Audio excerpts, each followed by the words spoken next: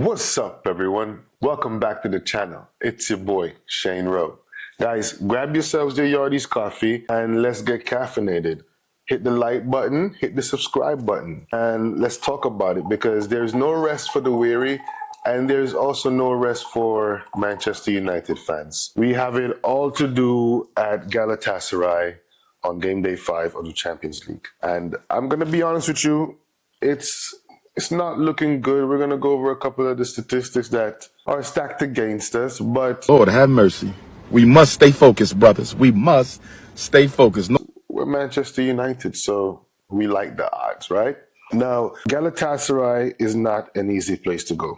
Turkey, the stadium, the fans, they're one of the best in Europe in terms of the support that they give their team. So they're going to make it very, very difficult for us to come there and get anything out of the game. On top of it, we are currently sitting fourth in the table of the Champions League with 3 points. Everyone else has 4, and Bayern Munich sits atop with 12 points. Now we have to go to Galatasaray, get 3 points, and then hope that Bayern Munich beats Copenhagen, which is not going to be as easy as we think it's going to be. So if Copenhagen even gets anything out of the game, that's automatically kind of us out. Or they get beaten by Bayern Munich, and then we can go and beat Bayern Munich. And with our current form, I'm not seeing both of these two scenarios currently playing out. But again, we like the odds. Why not? Now, as far as statistics goes, Galatasaray are currently number 2 in their own leagues. They have one of the most active midfields and one of the most active attacks, and the stats only just solidifies it. When you look at their interceptions per game, Galatasaray sits atop of the list at 11.5, which means they are active. They are all over you. Our midfield is going to need to be really, really good. We can't make any misplaced passes. We can't be too sloppy in possession. It's going to need to be a very, very tidy game on our end. Successful tackles per game, they're number 3 on the list with 12.3, which means they're good at pressing. They don't miss. So we're going to need to be at our best.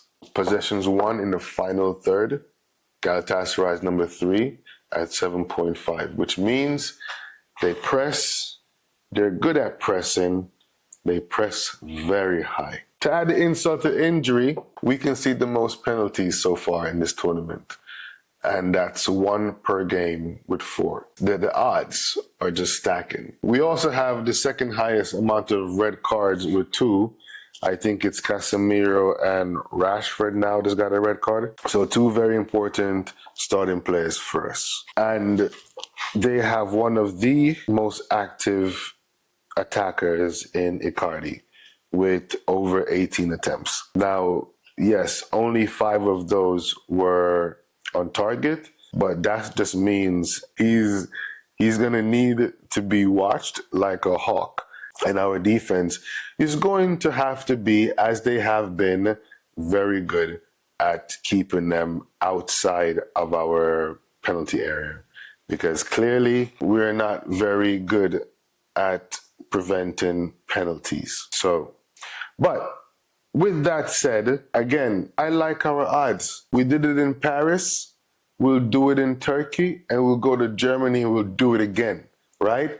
We just had our first game where all 3 of our attackers, Martial, Garnacho, and Rashford, which won't be in the game, but that's neither here nor there. But we're having a good run, okay? We create chances. This is the problem. We create chances. We're just not finishing our chances. We have one of the most creative midfielders in Bruno. We just need to finish. We need to be more clinical, and we need to take our chances when they come, right? So the team I think that should be able to deal the business in Turkey is as follows. And Anana starts in goal, which he's been fantastic. Really good season in the Premier League so far. I think he has the most clean sheets, and he saved a penalty in the Champions League. So he's still our goalkeeper. The last starts on the right side with Victor Lindelof and Harry Maguire in centre-back partnership. You can't really drop Harry right now. Lindelof, I think he needs to go to the gym, do a little bit more push-ups, and get a bit more physicality about him. Sometimes I think he gets bounced off the forwards too much, but it is what we have, and I think that he should play. Shaw, we have missed him, and I'm glad that he's back. Scott McTominay, he didn't really have the best game against Everton, but when you consider that Eriksen is also injured, Mount is injured, you can use Amrabat, but I think that on the face of how many good games he's had, I still think that McTominay should get the start. Kobe Mainoo, as he's the star boy from the last game, there is no way you can't start him.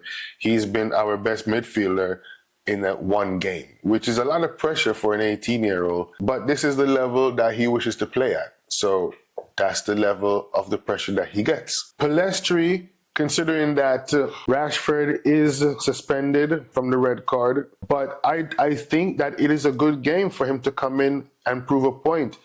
He has been linking up with Fernandes. I believe that when he comes in, he's very active. Can he do it from the beginning is going to be another question.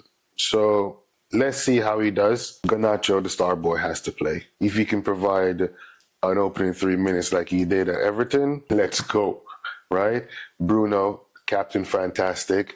Y'all need to stop talking about Bruno. Leave Bruno alone. Go check the stats.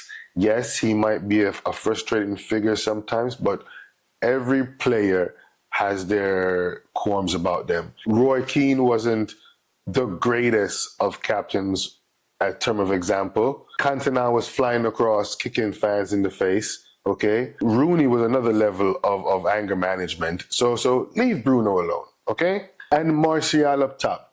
He had a really good game against Everton. He started off a bit slow, but as Martial usually does, he comes up gold. I wish that this guy would have a better medical record and he could play more games. Because if he did, I really do believe that he has a talent to have been one of the really great players for France, at least. This is my team. I think that we can go to Turkey and get the points. Why not? With all the odds stacked against us, if we can take our chances, if Garnacho, Pellistri, Martial can link up, I do believe that we have 2 or 3 goals in the tank, and the defense should be able to keep them quiet. And if we can come out of there with 3-1 or even a 2-1, it sets up a really nice game for Bayern Munich. And we'll see what happens then. Guys, like the video, comment, and subscribe. And if you've been rocking with your boy this long, I really do appreciate you. So God bless you, and GGMU. Peace.